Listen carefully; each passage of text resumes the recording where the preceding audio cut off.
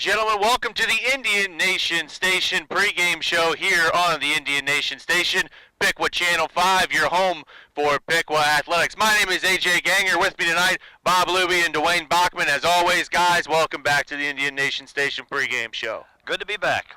Well, nice to be here, AJ. Yeah, it's very nice. It's going to be kind of a gloomy night here in Piqua, Ohio for this Thursday Night Lights clash. Again, a special edition of the Indian Nation Station pregame show because it's on Thursday instead of Friday. So I had to pull you guys, out here on a Thursday night, but I don't think you guys mind at all for that.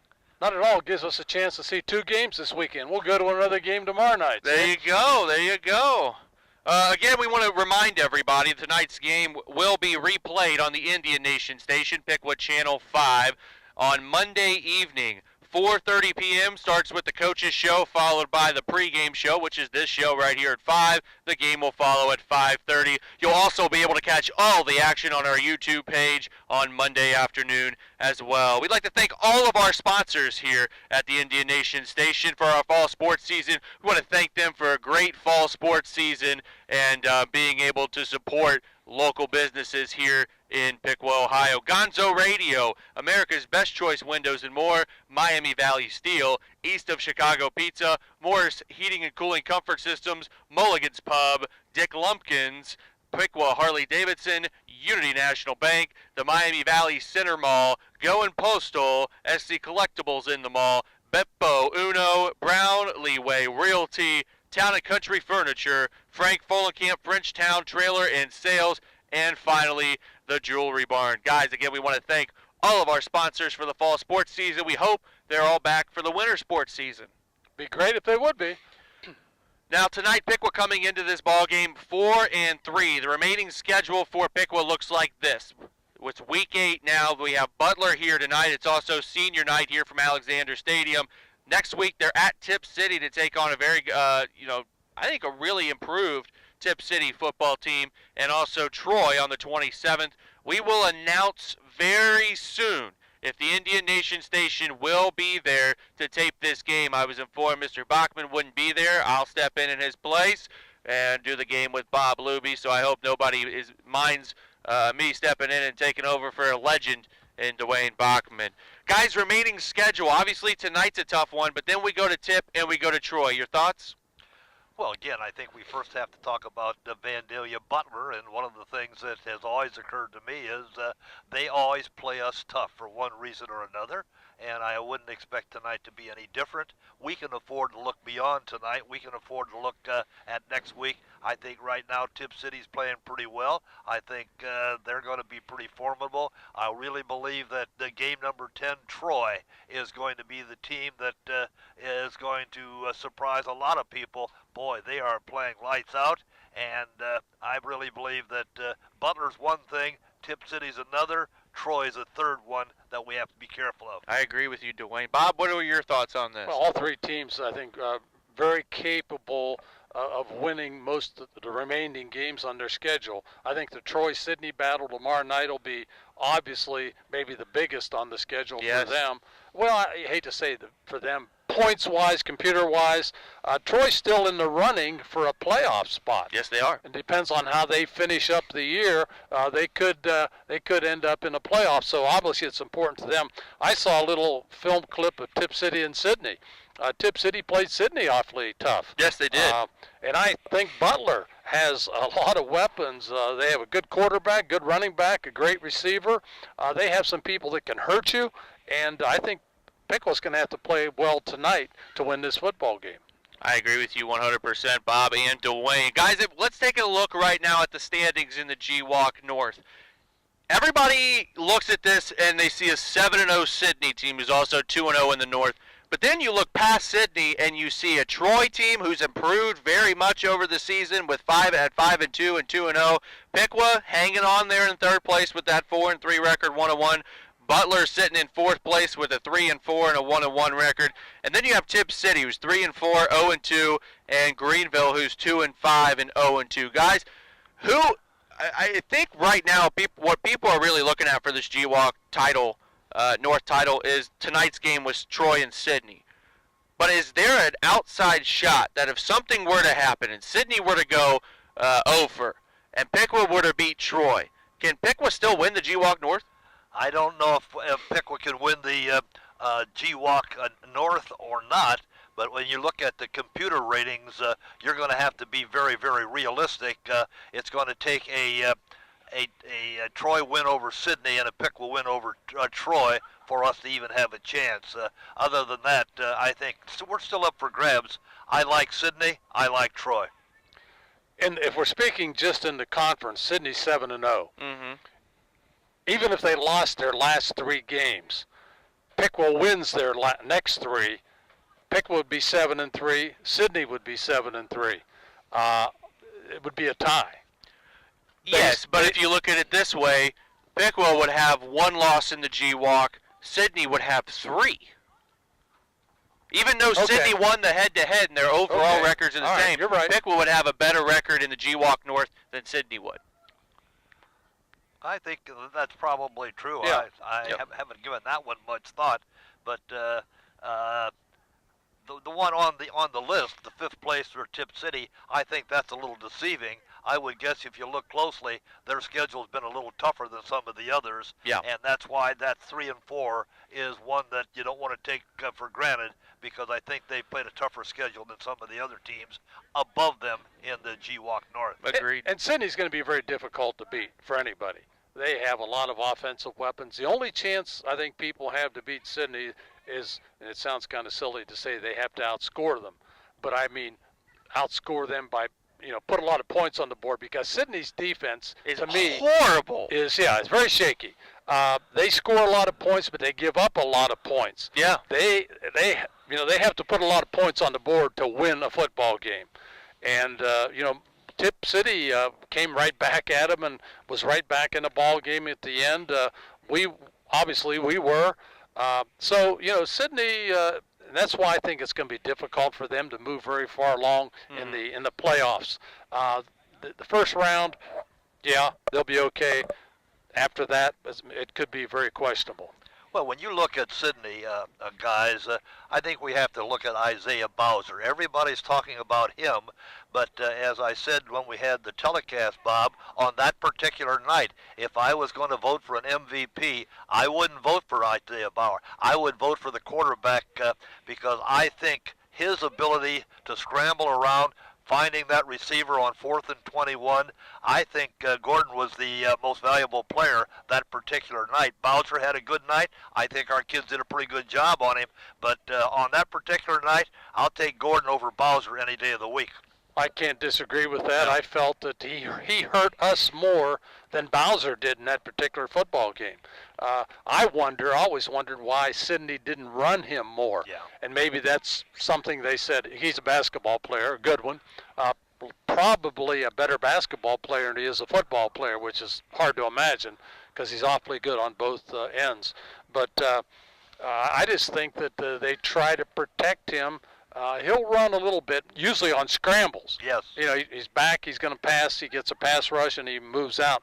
They don't run much option with him, and they just kind of keep an eye on him. Maybe that was an agreement they had with him. Hey, I'll play football if, you don't throw me to the wolves, so to speak. Yeah. Totally agree with you guys. Let's look at some scores from last week, though, here, as we were off that week with the Indians being at Greenville. Here's what happened in the GWalk last week. Wayne beat Beaver Creek surprisingly pretty handily, 42-14. They went to 5-2. Beaver Creek fell to 5-2. Northmont beat Springfield 22-10. Northmont 5-2. Springfield 5-2. Springboro beat Miamisburg in a shootout, guys, 66-56. Both teams sitting at 3-4. Troy would beat Butler 36-20.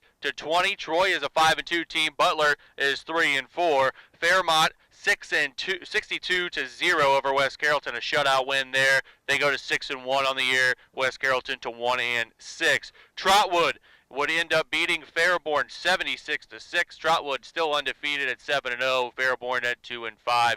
Xenia would pick up their first win of the season in a battle of the of two teams that didn't have wins going in last week. 28-14 over Stebbins. Xenia now 1-6. Stebbins is now 0-7. Centerville improves to 7-0 on the year, beating Lebanon 42-21. Lebanon is now 2-5. Sydney and Tip City. Let's talk about this game just for a few moments. 49-42 played last Thursday night. I think it was over at Sydney's home turf. 49-42. Well, 42 again, points given up by Sydney's defense, guys. Well, again, I think Bob hit it. If they're vulnerable on the defensive side. But again, as Bob also mentioned, yeah, they give up a lot of points. That's one thing. But they score so many points. Yeah. If you've got an offense that's pretty good, you aren't going to beat Sydney. You've got to have an offense that's going to score 50 points. And there aren't too many of those around, and I'm not so sure that they're going to find any. They give up a lot of points, but boy, they put it in the end zone. And holding them to 34 points here at Alexander Stadium was almost a moral victory in itself, because those guys, they know how to put the ball in the end zone. Yeah, they do. Bob, what are your thoughts on that game last week? Well, just copying what Dwayne said. Obviously, a good offensive football team. You look at their schedule, the results. Most of the teams they played put up a lot of yards against them and a lot of points. Even though Sydney came out on top, they do give up yards and points, and that catches up with you eventually. Yeah. I'll call it a shaky defense, a questionable defense. You move through the playoffs, that's not going to get you through a whole lot of victories. And I think that's a point that we have to re-emphasize, is that maybe you can give up 40 points during the regular season. You get to the playoffs, you're going to meet with the big guys pretty quickly, and that'll catch up with you. Now we get into the Piqua game for last week. Piqua beating Greenville 42-7. Piqua now 4-3 on the season. Greenville fell to 2-5. Guys, it was a great showing after a disappointing, heartbreaking loss against Sydney the week before. Through the air, Austin Davis was just incredible. 12 of 14, 219 yards passing. I think he had 4 touchdowns as well. Piqua's defense forcing 3 turnovers. For Greenville, they were just 3 of 14 on third downs. And 3 of 6 on fourth down. So they went for it a lot on fourth down. 50% on fourth down is actually pretty good. A pretty good stat when you guys look at it. Paulus, the quarterback for Greenville, was 1 of 8, 7 yards passing, 2 interceptions, had 12 rushes for 41 yards. Light, the running back, 16 rushes, 56 yards, 1 TD, and Ewing, 14 rushes, 68 yards, and a catch for 7. When it came to Piqua, again, Austin Davis last week was just spot on, guys. 12 of 14, 219, 4 touchdowns. Davon Brown, Piqua didn't run the ball a whole lot last week. It was more passing oriented, which is something we really haven't seen a lot from him so far. 5 carries for 25 yards, 1 catch for 7 for Davon. Ben Smeezing, he had 2 carries for 3 yards, just 1 touchdown, but he did have 13 tackles on defense leading the team there. Hayden Shrub went off too, 6 catches, 147 yards, 2 touchdowns, while Kel Meckstroff had 2 catches, 34 yards for 1 touchdown, and McKeegan Kuhn had a pick 6, a 69-yard pick 6 to be exact. So, guys, when you look at the performance last week of these Piqua Indians, what did you guys see, or what did you guys like? Well, again, as far as I was concerned, after the first 2 possessions, when Piqua scored twice quickly, it wasn't a matter of who, but it was a matter of how many, and it was time to look forward to the band performance at the halftime. Greenville was not a very good football team, and it was obvious that Piqua was going to win. Again, it was going to be a running clock, which we've seen 3 or 4 times this year. This was not a Greenville team that you had to be very concerned about. I'm not so sure that our coaches were as concerned about Greenville as they were about Vandalia Butler. Yeah, I think when you let the clock run the entire second half, or most of the second half, that tells you a whole lot about the tempo of the game. Greenville just doesn't have the personnel to play with most of the teams this year. Now, are they young? Will they have a lot of people coming back for their sake? I hope that's the case, because competitively speaking, they have not been real competitive this year. Yeah. But again, we have to also remember, guys, that they do have a new turf field, and I know I talked to some of the coaches, and they liked the turf field. There weren't too many improvements beyond the turf field, but at least that's an improvement on their facilities, which was certainly in order. I second that. Yeah. I saw some highlights of the Greenville Piqua game on TV, and I tell you what, just from looking at it from a TV perspective, even though they were down in the field getting footage, that stadium is top of the line now for Greenville. Much needed renovations. Well, the field is. The field's okay. The bleachers need a lot of work. Is not ready for Division 1 and 2 football. Well, guys, that's pretty much all there needs to be said about last week's game against Greenville. Again, Piqua winning 42-7. Looking ahead to this week, it's week number 8, a huge week around the G-Walk. Let's dive into some of these games here. Tip City 3-4 taking on Greenville 2-5. Trotwood 7-0 taking on a Stebbins team who's 0-7. Xenia will be taking on West Carrollton, both teams 1-6. Fairborn 2-5. Springboro 3-4. Centerville at Northmont, which could be a really tough game for Centerville, as Centerville looks to stay undefeated. Northmont looks to go to 6-2. Beaver Creek 5-2 at a 5-2 Springfield team there. Wayne 5-2 at 6-1. Fairmont could be a really tight game there. Fairmont shows up, plays good football. Miamisburg 3-4 against Lebanon 2-5, and the big one, just down the road tonight in Troy, Sydney 7-0, Troy 5-2. Guys, your thoughts on the Week 8 games? That's going to be tomorrow night, by the way. Troy, tomorrow night. Yeah, that's right. Everything's tomorrow night. I'm so having a Thursday is like you won't have to go to school tomorrow. It's Friday. I know, right? I can stay at home. Yeah. Well, when you look at all those games, obviously the Sydney-Troy game is going to catch everybody's attention. And I'll be real honest with you, as I talk to people, I think a lot of people feel as though the Troy kids could very, very well go to Sydney and win that ball game. Now, I'm not so sure that that's going to happen, but remember when we were here the first night, we said that Troy's got quarterback problems. And if they get the quarterback problem solved, they're going to be pretty good. Folks, the quarterback's problem must be pretty well solved because they are 5-2, and I'll be real honest with you. I think they're going to give Sydney all they can handle, and I wouldn't bet against the Troy Trojans when they take on the Yellow Jackets. I think that's going to be a ball game. You see a lot of games here where the records are the same, but the records are bad. Well, I don't know what to say about any of those. I think Wayne Fairmont could be a pretty good ball game. Yes. I'd like to think Centerville Northmont could be a pretty good ball game. And Beaver Creek and Springfield, both 5-2. But a lot of games here, we're going to see games that should be close, but only because the teams are lacking in real strong talent. Agreed. I won't make Sydney 8-0 right now. I think they're going to have their work cut out for them tomorrow night against Troy. I think Troy is pretty well coached, and they have a good defensive line too. Yeah, and if they can put some points on the board, if they put enough points on the board, they could be right there at the end.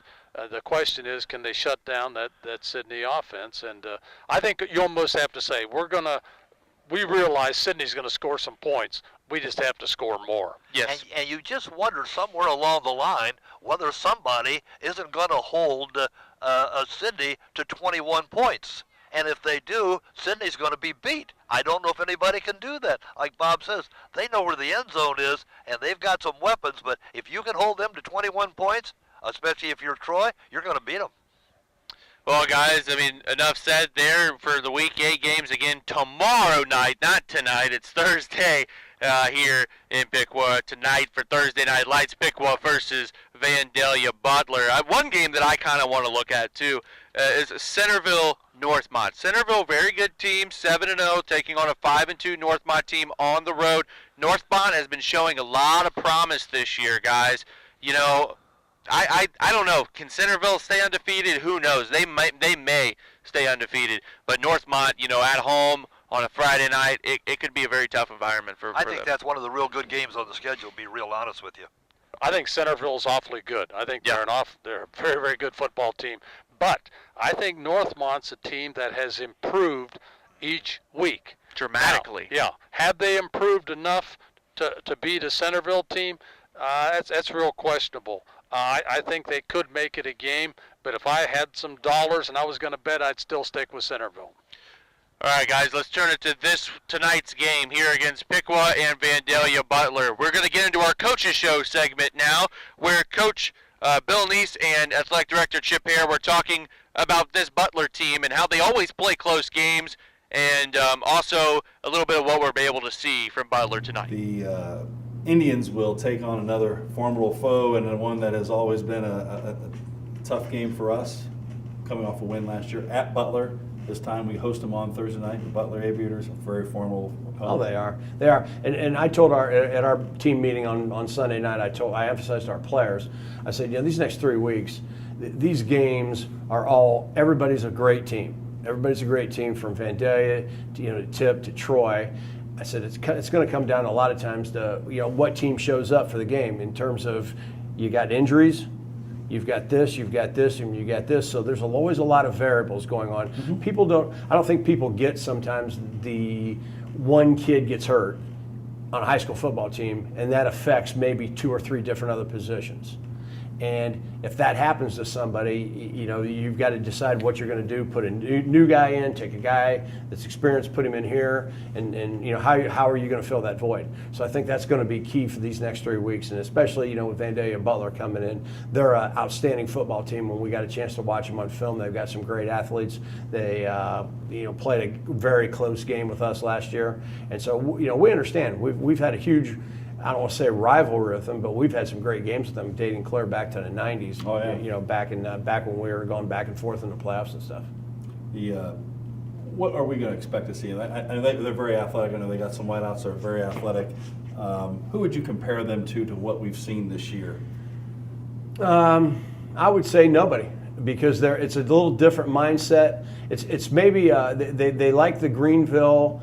It's a two-back attack Mm-hmm. most of the time, but they've got that unique sprint draw that they brought back from 2000, 2001, back in the day. So they've got the sprint draw action, and then obviously the wide side of the field passing action, which has always been Steve Pelfrey, those guys, and Right. their new coach has been associated with those guys. So it's all part of that family. But then they also have a trips package, and they also have a 2x2 package, which is pretty good. And they use an H-back a little bit more that they didn't do back in the day. So they've got a little bit of mix there. And then defensively, Eric Gillespie, who's a great friend of ours for a long time, has came in as their defensive coordinator. And so he's got a million blitzes, a million coverages, and he's been around for a long time. So we got our hands full on both sides of the ball. You're going to see a lot on both sides of the ball. I know for Piqua, looking to get to 5-3 on a Thursday night. Well, guys, Chip Hare asked Coach a very good question. He said, can you compare Vandalia Butler to any team that we've played this year so far? And Coach said you cannot compare Butler to any of these teams. Maybe a little bit with their 2-back pistol set from Greenville last week, but they're really you could never get a great read on Butler. I agree with that, and again, that's what scares me, because over the years there have been times when we have been the favorite and lost. There have been times when they've been the favorite and they've lost. So this matchup between Piqua and Vandalia Butler has a very, very interesting history, and we've had some ball games that have been very, very close, and not all of them went the way the odds makers would have guessed. But so I think this could end up being very, very interesting before the night's over. I think offensively they have 3 people that really jump out at me: the quarterback, the tailback, and the receiver. Logan Flatt, the tailback, has had an outstanding year. He's gained close to 900 yards, scored 12 touchdowns. Quarterback Mason Motter, he's thrown for over 1,000 yards and 11 touchdowns. Now, on the other side of that ledger, he also has 8 interceptions. So maybe that's a night tonight where the Indians can work on that stat a little bit and give him a few more. Then they have a big receiver, Bryant Johnson, number 13. He's 6'5". It's huge. 175 pounds. And you have a 6'5" receiver. It puts a lot of pressure on your corners, because we don't have many corners that are 6'5". Yeah. We don't have many corners that are even 6 foot. So that makes it difficult. You get that ball and put it up in the air and get it up, he can go up and get it. He can make it tough on a cornerback. So they do have some weapons. I think they do a lot of things well. It just I think maybe the Indians are just an overall better football team. I think we got to be careful. Turnovers and interceptions, those kinds of things could be the difference in this ball game, be real honest with you, I think it probably will be the difference. Penalties might be the difference. I think it might be the little things that we don't pay much attention to, because it's a pretty good ball club that made the trip up Interstate 75. What special teams? Logan Flatt. Yes. He's got Yes. he's got a few jets in his back pocket, and that guy can scoot. And I think on a kickoff, the Indians are going to have to be very careful either to kick away from him or defend very well, because he's got the ability to take it right to the house, right down the field. I agree. I've seen Logan Flatt play a couple years ago when Vandalia Butler and Wilmington have had their series going on. When I was doing games for Campus Nation, they had a running back, Matt Verdis, at the time, but Logan and him kind of shared some time together. Logan Flatt, guys, he's got speed. He may be big at 5'11", 180, big built guy, but that when them legs get turning, he can turn on the Jets in an instant. Some might say he's got flat-out speed. Oh, that was a good one. Good one, Bob. He didn't say that. That's Bob's first pun of the season, finally. Well, guys, tonight's game is a big one for the Indians as Butler invades Alexander Stadium on a Thursday night. It's senior night for the Indians with one last chance to win a home game this season for the seniors, and it actually means a lot to them. Piqua just 1-3 at home this season. That record, that's one record they're really not happy about. They want to end tonight's game on the winning side of things. The last home game was an instant classic, but also a huge heartbreaker as the Indians fell by just 1 point of maintaining possession of the battered helmet. For Piqua, they're looking to make it 2 straight wins against Butler, a team that has won 4 out of the last 5 meetings against Piqua, but last year Piqua pretty much ran him out of the water with scoring 33 points. Guys, tell me what you can expect this senior night, and who is your guys' favorite senior on this Piqua team? Well, I think that's a little bit difficult. I guess I could narrow it down to 2, Ben Smeezing and Austin Davis. I happened to be looking at the GWalk stats not too long ago, and I was looking at the GWalk stats on the history of the stats on quarterbacks over the past 10 or 12 years. And as I looked at those numbers, I see that Austin Davis, if he has 3 good games in this particular season, is going to set about 4 or 5 passing records before it's over. That means he's going to have 3 pretty good games, but he's approaching some of the other quarterbacks that we've had. That includes Justin Hem and Kevin Johns. But Austin Davis, when you look at the numbers, Austin Davis has done very, very well, especially this year. I think we're fortunate. We have 3 seniors that have really jumped out and performed very well. Of course, Ben Smeezing. The thing about Ben, he goes both ways. Yeah, he's a very good linebacker, He's too. probably as good a linebacker as he is a running back. And yes. I'm not sure if he's better at one than the other, but he's awfully good at both. Dwayne just talked about Austin Davis. And, we can't forget about the Shrub youngster. He can make catches that a lot of people couldn't. He goes up and gets a football. He doesn't make the easy catch necessarily. He makes the tough one. He fights people for the football. Then you can't forget about Cale Mextroth. He's Yes. another receiver that's stepped up this year. And I'll tell you, I like Devon Brown running the football. Yeah, That guy, he's got so much energy, too. Yeah. He's been very, very good, hasn't He's he? a Yes, he slashing runner. Boy, if he breaks the front 7 or 8, he can take it all the way down to the house. Yeah. And, I like Cale Mextroff, too, just like you mentioned his name. He seems to be the guy when Hayden's not open or can't get down the field, Austin can really rely on him. Cale had a big touchdown against Sydney. I think it was one of Piqua's first touchdowns where he just got wide open and Shrub got kind of, caught up on the other side of the field. But, Cale, he is another reliable receiver that Davis can find when Shrub's not around.